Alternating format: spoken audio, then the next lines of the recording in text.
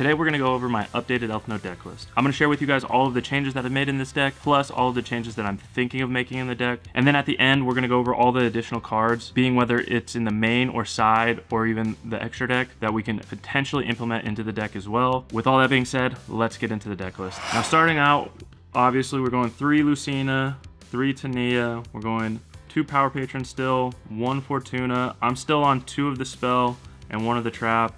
I really like these ratios overall. If you want to know what these cards do, go check out my first deck profile, explain everything in depth. One thing that might change in the near future is taking this second copy out. Other than that, I really like these ratios.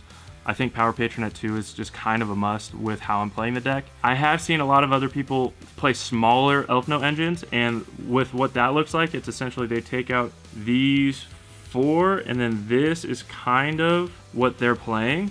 And it gives you 4 additional card spaces that you can use for other engines. Playing 1 Tania, 1 spell is solid. Obviously, when I'm playing it right now with the 3, it's mainly for consistency reasons. And then obviously the Power Patron and the 3 Medius the Pure just makes this card so much better. And then the second Welcome Home is just like kind of a pseudo starter. Plus on my next turn, when I have any follow-up, Tania can place this again and I can continue to play. Overall, this is like the standard ratios that I'm gonna play. And then if you want to play like a lighter package, this is what it's looking like. Now the second engine is the Fiendsmith engine, which I am still on the same ratios as before. We're playing 3 Engraver, 1 Lacrima, 1 Lurie, 2 Track. I'm playing the 3rd track in the side just for going first purposes to have an extra starter. Essentially, I play this full package because I play the bridge, and 1 Engraver is essentially full Elfnote combo. So that's why I'm playing this. I'm also testing some stuff in the side that we'll go over later. But if you are playing the bridge, maxing out Engravers and potentially maxing out on tracks allow just for additional full combos off of 1 cards. So I like the Fiendsmith engine. It's one of my favorite engines I've ever played, and I love that it bridges into Elfnote. So that's why I'm playing these ratios right now. All right, and then the last part of the engine is 3 Medius the Pure and 3 Theorealize. I've seen people cutting Medius the Pure to 2, and I think that's fine. I haven't really seen anyone cut Theorealize to less than 3. I think Theorealize on its own is incredible, especially sending Medius the Pure. I do not think you play less than 2 Medius the Pure, but I can definitely understand the reasoning why you would want to at least cut 1. I've had a lot of weird hands where I've opened up 2 Medius in hand. My friend Alex, he cut Medius to 2, and the reason being is like he opened just too many hands with starting 2 Medius, and sometimes that just really feels not great. So I could see why you would want to cut it down 1 more, but for me also, I think it's consistency. I'd way rather see it than not. With Medius the Pure and Theorealize, if I open up both of these together, I'm gonna start Theorealize, sending it to look at their hand, and then now I have multiple ways into Medius if I want, and I don't necessarily, like, say I open up a Tania or a Lucina, I don't necessarily have to start with Medius anymore, but having more in rotation is not necessarily bad if you have other cards that you can play as well. The worst thing is when you open up 2 Medius the Pure and then you open up 3 hand traps and it's like, crap, what do I do? So I get the feeling, but I'm gonna stick with 3 and 3 right now, especially with my only real normal summon being Medius the Pure. I'm cool with playing this at 3. If I see it more, it's just a thing that I'm gonna have to live with, you know what I mean? Now, the next part of the deck is the non-engine, and I'm gonna just start off with the spells. We're going with 1 Prosperity, 1 Talents, and 1 Called By. Essentially, I just wanted a little bit more consistency, so if I open up with Pot of Prosperity, I can dig into the deck, look for another starter if I don't have one. So that's my thought process with this. Talents is just a really good card, and I've been going up against it a lot, and I don't like when people use it against me, so I figured why not play it and use it against the people that are using it against me, so I decided to main it. I've had it into my side a little bit, but I'd rather start with this and then side it out than just side it in, so that's why I'm testing this in the main right now. And then Called By, I think Called By going first is really good to have. It's not necessarily bad when you're going second either, so I've had it in the side a lot, but I figured why not try these 3, because I think they're all 3 really good going first cards. Now for all the monster non-engine, I'm going 3 Fua. It's just standard. You gotta play the 3 Fua. 3 Ghost Spell. I like it. It's a level 3 tuner, plus it hurts a lot of decks. The 3 Effect Veiler, great card on their turn, plus if you don't have a normal summon and you need a level 1 tuner, this is your guy. And then the 3 Ash, it's Ash. Like, really don't have to explain Ash at all. This kind of wraps up the non-engine that I have in the deck. So I'm playing, what, 12 hand traps, and then the rest of the deck is engine. I don't know, I kind of like playing 15 to 20 hand traps, so I might figure out how to get back to that. But as of right now, I kind of like the more consistency. I want to see where things go, playing cards that will just add a consistency to the deck. So I definitely cut down on the non-engine. Overall, I think this list right now for the main deck is really good, and there aren't too many changes that I'm gonna make coming up with it. I'm gonna test this probably for the next 2 weeks and see how it goes. Now moving on to the extra deck, I'm playing 1 Requiem, 1 Link Spider, 1 Sequence, 1 Cross. These are the 4 links that I'm playing. Obviously the Requiem and the Sequence, those are for the full Fiendsmith engine. The Cross Sheep is also for the Fiendsmith bridge, so I'm playing that. And then Link Spider, essentially, I hate Nib. Nib has hurt me a lot, so I put Link Spider back in. I like normal summoning early. I like normal summoning my Medius. I like normal summoning the Power Patron. So once you use your normal summon, you really don't have an out unless you get your Caesar or your Crystal Wing on board. So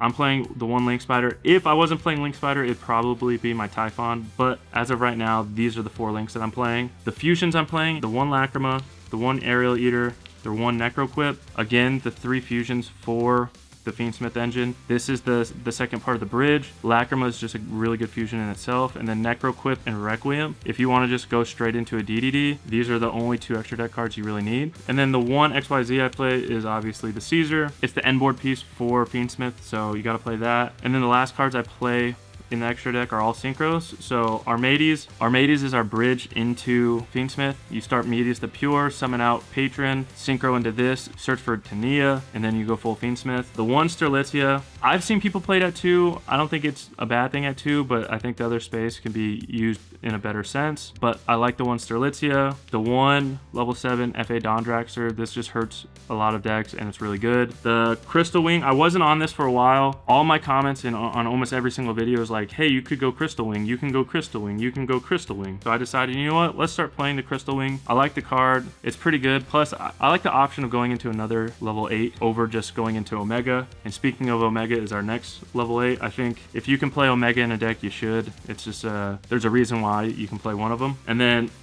Chaos Angel, it's a card that beats a lot of decks. A lot of decks don't have outs for it. And then the last card is our Fabled level 10 Light Fiend, another card that bridges into Fiendsmith, but as a boss monster itself, it's a permanent snatch and steal and it's a negate. So say you're playing the mirror match, they go Medius the Pure, effect special Power Patron. You go Fabled, you snatch and steal the Medius, it negates the Medius from special summoning, and then you have Medius on your field. They use their normal summon, plus they don't get the Power Patron, plus they don't get the search. So it's like, it stops a lot of their plays. So overall, this is just a really good level 10 regardless. And yeah, this is my current extra deck. I think it's really good. It's kind of really tight. If anything, the only piece that I think is actually like a flex spot is the Link Spider to being potentially a Typhon or even an SP. I think SP is good. I've been trying to get SP back in this list, but it's just really tight, especially playing the bridge. And I think the bridge right now is just really good, and a lot of people don't see it coming up, but it's really good. Lacrima and Engraver, special back out Aerial Eater, under Cross Sheep,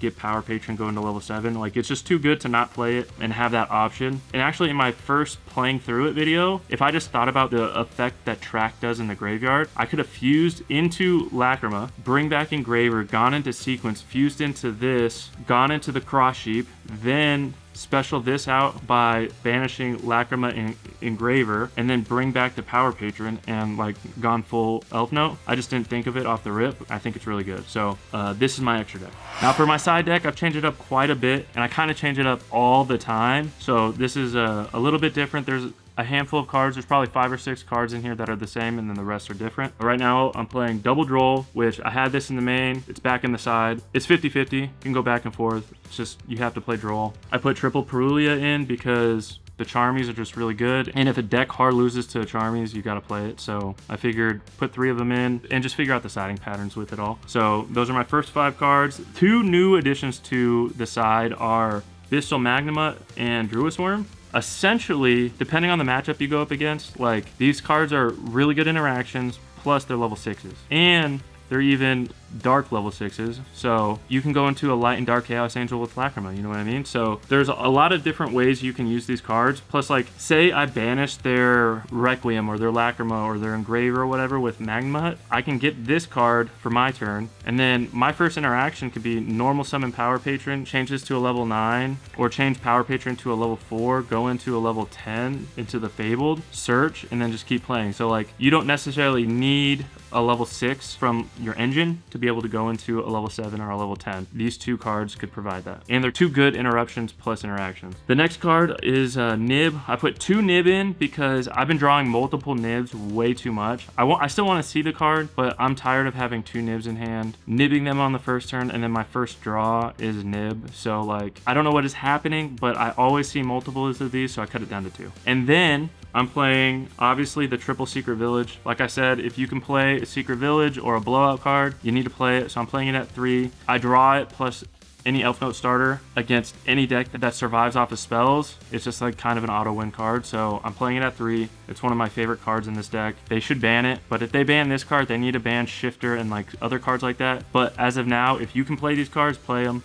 It's too good to not. And then the last 3 cards are way different than I've ever done in the side. I'm playing an extra track for going first, which is not a bad thing. I think it could be good for just adding like an extra going first card and an extra combo piece, you know what I mean? And then I'm playing the Link 3 and the additional fusion for Fiendsmith. I am a huge fan of Fiendsmith in general, and like, there's cards in my extra deck that don't necessarily beat certain decks. So depending on the matchup, I can side these 2 in, have more options to like finish with the Fiendsmith stuff, or even follow up. So like, say my first turn I end with the Caesar, my second turn I have all those resources, I can go into this stuff and then finish them off, you know what I mean? So there's a lot of different ways this can be like an actual thing. So I figured, why not test it out and figure out if I like siding in the additional Fiendsmith stuff. I just didn't want to main this stuff, but I think theoretically, if I side these 2 in that don't affect a certain deck, it could definitely be very valuable, because Desiree on its own can beat a lot of decks. So I figured, why not try? So now these cards are cards that I'm trying to figure out how to implement back into the deck or side deck or extra deck, and just see how I can play them in what I have right now without really changing up like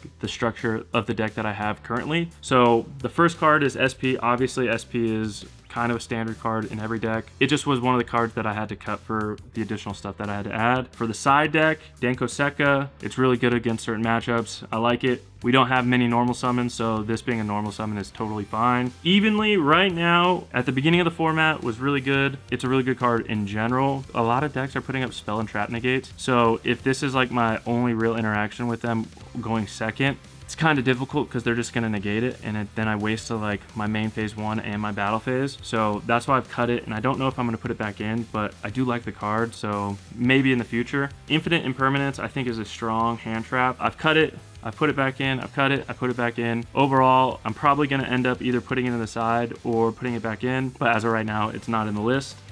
Harpy Feather Duster, obviously it's good against certain decks. Again, a lot of decks have spell trap negate, so it's not necessarily the strongest at the moment, but I do like Board Breakers, and this is a card that I've been trying to figure out how to put back in the deck. And then Droplet, I keep putting it in and taking it out just like Imperm. I'm 50-50. Droplet is just such a good card, and I wish I had the success with it that a lot of other people I see using it do, but I don't necessarily like sending cards from my hand, especially with the resources that I already have to use to like get things going. So I'm 50-50 on this card. It's probably going to make its way back in, but right now I don't have it in the deck. I've tried the Crowns. I don't like it necessarily. It's a very defensive card, I feel like, but overall, in theory, it's a good card. I just don't think it's the format for it. And then Designator, I've cut it. I don't think I'm going to put it back in. I like the card, but not right now for this format. All right, now the second to last segment are the additional engines and starters and things like that that I'm putting in the deck or have tested in the deck, aren't necessarily going to stay in the deck, but are fun to play, and if you guys want to try them out, you should. The first one is the One Armageddon Knight. I mean, it's full Medius combo, so you normal summon, send Medius, do your thing, and that's the same thing with a Diviner. I think Diviner is better than the Armageddon Knight because it also becomes a level 6. It sends the Medius, and then you continue to play play. I think these two cards in theory are really good, but I kind of don't necessarily like them. Diviner is a tuner, so it becomes a level 6 tuner with Medius the Pure, but also you're gonna summon Medius out and bring out Power Patron, so you could also potentially just send this back to the deck. So there's a lot of ways you can play with this card. I think if you do try either of these out, try the Diviner and not the Armageddonite. They just take up your normal summon. I've also tested out Kashtira Fenrir, and I kind of like it going first. I've put this in the side. Going first, you essentially special out, search out the second one, and then if you have Patron or another level 1, you can just go normal summon, go into 7, and continue to play. So in that sense, it's good. I don't know if I'm going to put it back into the side, but I have liked playing it so far. And then the last starter that I played or have tested is the Sanct. So you play 3 Tract and 1 Sanct, and that's like a lot of spells, but essentially it just goes, 1 Sanct is full Elfnote Fiendsmith combo, so I like it. Overall, these are additional like starters that could potentially have upside with the deck. I don't necessarily think Fenrir should even be considered. I do like it, but if you are considering anything out of these, I would say either do the 1 Herald and the 1 Sanct and don't worry about the Armageddonite, or try both of them. Like try all 3 of these. Like it's not a bad idea. I think all 3 of these cards are good cards, and to just test it out and see if you like it or not is not a bad idea. At the end of the day, you can always take them out and put in different cards anyways. Now this engine, the Gaze of Timaeus, I do like playing it.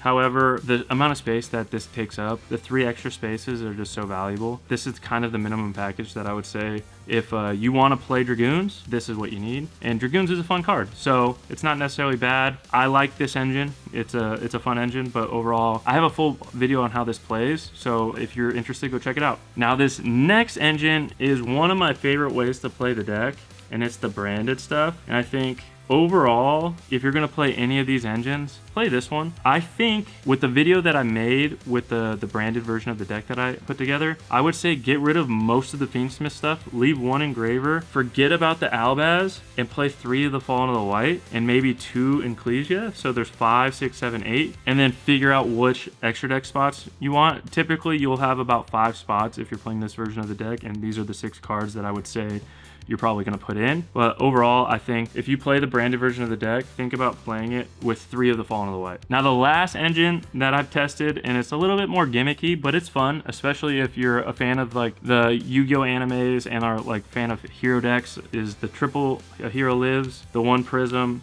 and the 1 Archmage Fusion Monster. Essentially what you do is you play a Hero Lives, special out Prism. Prism, you reveal this, it sends Medius, then you activate Medius by putting this back in the deck. Medius specials, brings out Power Patron, you Synchro into a 5 Armades, you search for Tania, and then you just continue to play. So it is full Fiendsmith Elfnote combo. It's fun. I've done it. It's cool, especially when this goes through and they're not stopping you. It's just another full way to get to a full end board. If you like heroes, I would say try out this package because it is kind of fun. And now for the synchros that could potentially make the cut or I've tested and aren't necessarily going to make the cut. There's about 12 synchros here that I'm going to go over. The Materia Beast, in theory, it's really good. The issue is if you mill the trap or the spell, you're screwed, so it's not necessarily good. Hyper Librarian, drawing cards is always good, but obviously you're going to go probably into Armades first, unless you have a way to Fiendsmith already. So this is a good card, but Armades is probably the go-to. A second Sterlitzia, I've seen a lot of people play a second Sterlitzia. I don't think it's a bad thing. I like it. Obviously, I have a second Starlight that I pulled, which is sick. Maybe we play a second one after this new support. Probably not, but a second one is not necessarily bad. Black Rose Dragon, you nuke the board. If you can summon Black Rose and nuke the board, your opponent did something wrong, but obviously Black Rose is sick. Moonlight, I really like this card. Played it a lot in Blue Eyes. I don't think it's going to make the cut here, but I do like the card. Fortune Lady is in theory a good card, but it's just too slow. Wind Pegasus, I think this card is going to be played when the new support comes out. I think it's really good. Same with this card as well. Both of these cards will probably be in the extra deck when the new support comes out. And then I've tested out this guy. The issue with this is it wasn't turned on because I'd always get Tania on the board, so my water wasn't in the graveyard, so the effect of this wasn't active. So in theory it's good, but I had way too many mess ups with this card to like it, so I'm probably not going to use this card again. This card here, if you like playing degenerative Yu-Gi-Oh and just ripping cards from your opponent's hand, essentially you can go into Omega, hand rip your opponent, then you go into this, bring back Omega, hand rip them again and then continue to play. It's just like you double hand rip them, and then on their turn with Tania, you triple hand rip them. So they're starting with 3 cards if they didn't hand trap you already, and they're probably not going to win because it's hard to win a game when half your hand is vanished. You know what I mean? So if you like that kind of Yu-Gi-Oh, this is a card for you. This card, I like it. In theory, it's good. Takes too many resources. It could be good after the new support, but as of right now, I don't like it. And then same with this. This card, in theory, is decent, but right now I don't think it's good at all. These are additional synchros that I've tested, but right now I think the lineup that I have is going to be pretty consistent with all the synchros that I am going to continue to play moving forward. Now this last part are the list of additional hand traps, board breakers, and just traps in general that I've tested out, and I'm thinking about either putting them back in or just keeping them out in general. So like, I like Ghost Mourner. Ghost Mourner is a really good card going second. DD Crow is one of my favorite hand traps I've ever played. It's just the nostalgia, plus it's pretty good depending on the matchup. Ghost Ogre is another card, depending on the matchup, could be very good. Same with Phantasme. If it's a heavy link deck and if the meta shifts to that, this card could be really good. And then these 6 obviously are outs to cards like Lunalights. I probably go towards Lava Golem over Sphere Mode, but I like all 6 of them. I'm thinking of putting Lava Golem in, like if I went to a regional, maybe Lava Golem would make the cut, because other than like Chaos Angel, the only out that I can think of for Lunalight Liger Dancer is if we summon out Chaos Angel, because I don't think they have anything that like pops monsters unless they're playing like the Fallen of the Virtuous or like Lightning Storm or Regeki. I don't think they have anything that can like pop our monsters. So the only way we can play an out there Liger Dancer is if we go Chaos Angel, Light and Dark, then if we activate Theorialize, making our Chaos Angel a Light Fiend, and then we attach Requiem to it. Now it's 41, so it's over the 38, and we can attack over it. But that puts us on having to have Theorialize, and that's kind of difficult when you can't search the card, and it's like, it puts us on having to have that card to have an out. Like, we can stall. We can stall as long as we can with them not being able to destroy our board because they can't really pierce over anything. And like, if we have Chaos Angel and all synchros, they can't do anything to like break our board, which is nice. If we just play Lava Golem, we have a better out. You know what I mean? We have another out. We don't have to like lag the game and just like try to get around it. So that's why I'm thinking Lava Golem. Meows is good depending on what format you're in. The side frame cards, I think they're going to be incredible in Cool Tunes, and they're not terrible now, but I brick on these cards so hard, so I kind of just don't like them, so that's why I don't play them. Metaverse is obviously another blowout card in our deck. And then the Black Goat, I don't necessarily know if this is good or bad in this format. I love this card overall, but I don't think this is the format for it. And then the Solemn package, I think Warning and Strike are pretty good. I kind of just like either love or hate the Solemn package, depending on the decks you're playing against, but I'm thinking about potentially going back into like Warning and Strikes and just seeing these in the side deck going first, but we'll see about that. And then I think Illusion Gate is also a really good card that could potentially be played. I don't know if it's going to be played in our deck ever. It just makes our deck lose harder to Bell, which is already loses to Bell really hard. So that's why I probably wouldn't put it in, but I've tested it. And then obviously Dark Ruler, Regeki, and Lightning Storm. Unless you're opening doubles of these, a lot of these end boards and decks that we're playing against are opening spell and trap negates, so these become kind of useless, even though I do potentially see myself testing these out more and seeing where it's at. But overall, I think most of these cards outside of Lava Golem, the Solemn package, maybe Black Goats, and then these hand traps up top will potentially make it into the deck. As of right now, the rest of them are probably just going to stay out of the deck in general. We'll see how the meta shifts and where things go, but overall, these are the cards I've been thinking about putting in and taking out of the deck. All right, so that was my most updated deck profile with all the cards that I've been thinking about putting in and taking out. Let me know what your thoughts are on the deck. Let me know if there's any cards that I didn't mention or show, because I don't think I talked about everything that I showed, but if there's any additional cards that you guys think could be good in this deck that I didn't talk about, let me know. I'm just trying to get better at this deck, and sharing my thoughts with you guys, plus having the conversations in the comments have made me so... I feel like I've been getting better just making these videos and talking with you guys. So if you guys have any thoughts, please share them with me, because I'm open to all of the discussion about this deck as much as possible, because I want to win a regionals. I want to top things with this deck. Like, I think this deck, when the new support comes out, is potentially going to be the best deck in the room. Even, I know Cool Tunes is going to be up there, and like the OCG meta's showing a bunch of different things. I think if we can lock in, understand the ins and outs of this deck, I think this deck has a good matchup against a lot of things and can play through a lot of things. So that's why I'm trying to get better with this deck. I hope you guys enjoyed this video. Please share your comments and let me know what you guys want me to make next. I'm going to continue to post how I've been posting Monday through Saturday. I enjoy making these videos, so just let me know. I hope you guys have a good rest of your day, a good rest of your week, and I'll see you in the next video. Peace.